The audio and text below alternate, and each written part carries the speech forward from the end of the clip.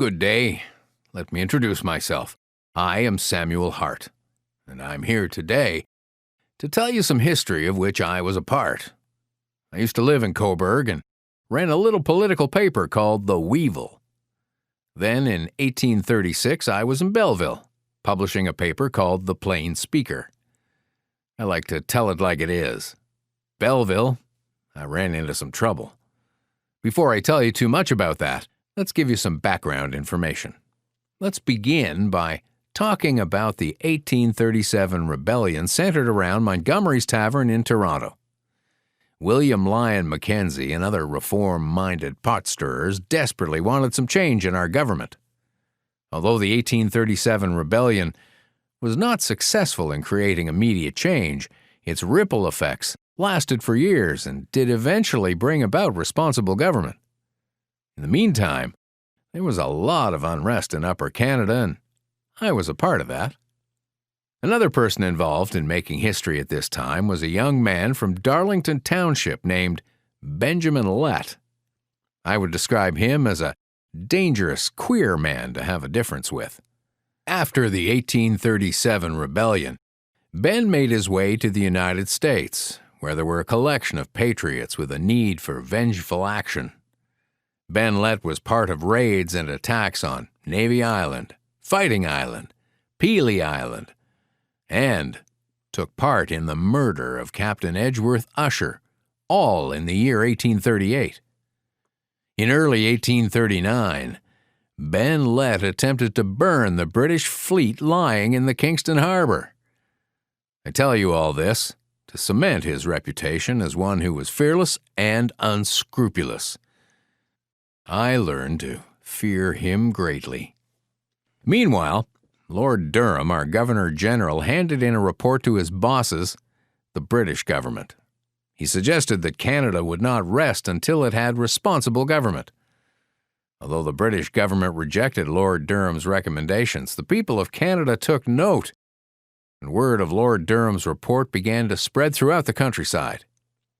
In 1839, Canada was not yet a nation with July 1st as its national holiday, but on that date in Haldimand Township, a group of about 300 reform-minded citizens held a Durham meeting to discuss the meaning of Lord Durham's report and the status of reform.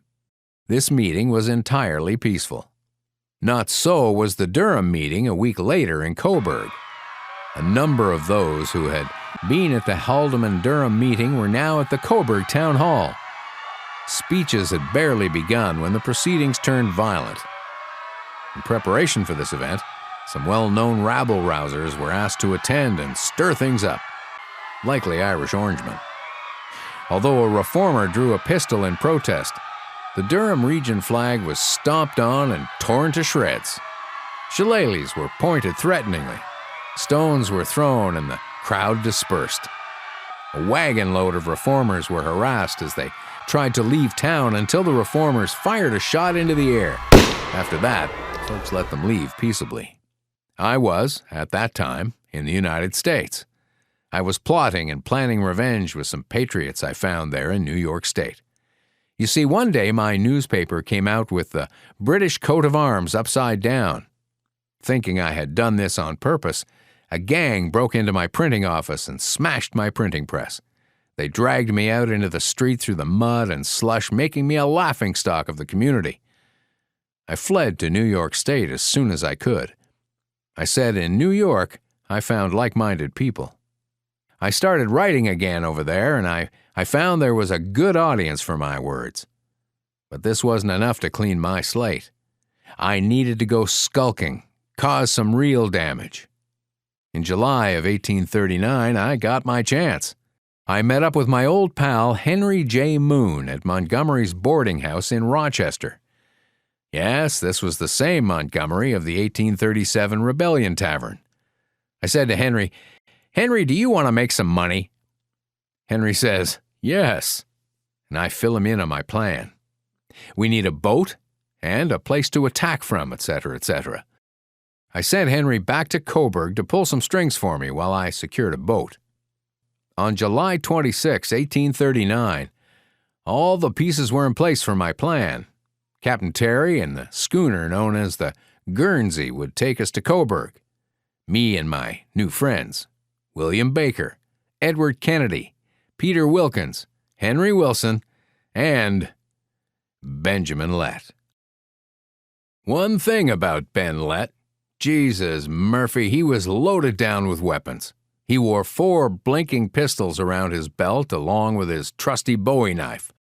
I gotta say that the only thing Ben Lett trusted were his weapons. We had a trunk load of ammunition and armaments, and I made the fellas practice their skills as we sailed across Lake Ontario. I also went over the plans, which had been changed a little by my accomplices. They all had their own malicious needs. So, for one, we would murder Shepard McCormick for putting an end to the Patriot supply ship, the Caroline. We were excited to rob Squire Henry's bank on College Street, and then we would set fire to the whole ugly Tory-filled town. A beautiful feeling comes over me, even now when I think of it. Landing ashore so early on July 28th meant we could sneak away to the homes of our sympathetic friends, Joseph Ashe Sr. and Jr.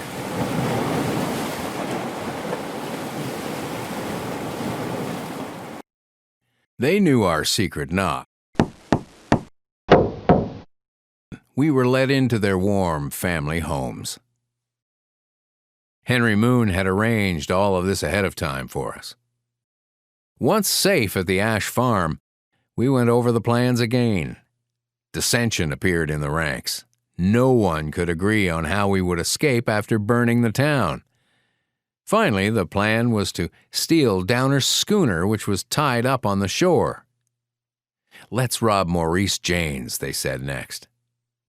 Ben Lett was ready to rob him right then and there, but the others wouldn't let him go until they decided what bag would be best to use. Then they had to discuss should the Janes family be forced to lie on the floor or called out of the house one by one. After robbing Janes, they wanted to murder either George or Darcy Bolton. Or maybe both. Fine with me, Tory bastards. Then we could rob Squire Henry's bank, kill him if we needed to, 'cause he wore his keys around his neck, burn the town, and enjoy the rest of our lives. At this point, we sent Henry off on his horse to see if he could get us a wagon to carry all our plunder to Downer's boat. When he came back, he had us a wagon, but we had to sit on our hands for another 24 hours until the wagon was available. It's laughable to look back on this costly turn of events. We had to wait and endanger ourselves for a stupid wagon. I had no idea where Moon was the next day, but I later heard he was having tea with his wife and his friend Spragg, newly signed up to aid us. Kennedy also was last seen here at this wee tea party. It was here that the first traitorous thoughts formed in Henry Moon's mind.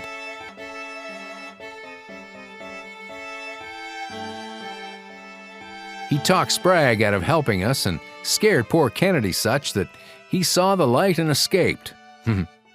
Would that I had done the same. Moon's cold feet took him over to Bolton's house where he revealed all our plans. Secretly, I think Moon was just terrified of Ben Lett. I know I was. But I couldn't let it show, and I had no time to think about it. I spent all my time going over the plan and over the plan again, and making sure my band of misfits was still together. And so it was that before we could get going that Monday night, with our long-awaited wagon, we were surrounded. Some of us were at Joe Senior's and some at Joe Junior's. We were no match for the militiamen on their trained horses. We were tied up in no time. Except for Ben Lett, of course. He had a nose for danger, unlike any of the rest of us, and he escaped through a window before he could be caught. He lived to do more damage in the province, but that's another story, not mine. They arrested all 6 of us, 3 Canadians and 3 Americans.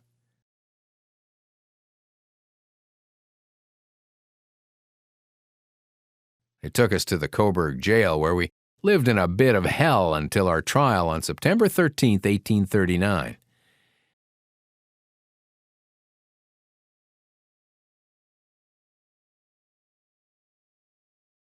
They let Miles Luke go. He was just in the wrong place at the wrong time. He got off lucky.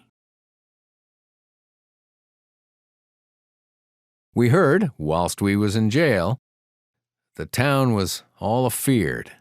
We heard they wrote to Sir George Arthur asking for help because the bad guys that escaped could still be lurking and waiting to burn down the town. That thought at least brought me a bit of pleasure. The town had to write the governor twice before he sent 80 militiamen to hang about town until our trial. Our trial was led by Judge Jones, supposedly a magistrate with high standing and experience. William Henry Draper, the province's attorney general, also attended the trial. Hey, we must have done something big to rate the top legal cheese. 2 local magistrates also assisted Judge Jones. They were Zacchaeus Burnham and Walter Boswell. A jury of 12 men of the very type I wanted to erase from the face of the earth stared at us for the whole 17 hours of the trial. I hated them all. Best part of the trial was when Henry Moon's own brother-in-law was in the stand. I can still hear him say, "You may judge what Henry is."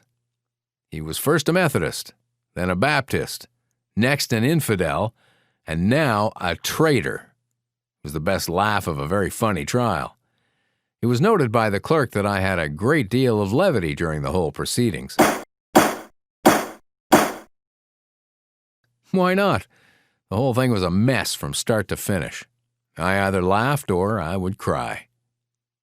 The next day, our sentences were passed. We all pleaded not guilty. The jury didn't agree.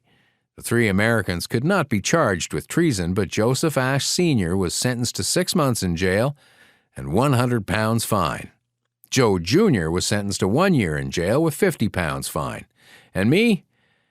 Why, they threw the book at me. I would spend 7 years in the rat-infested penitentiary for being the leader of the Cobourg Conspiracy. May God rot their Tory souls.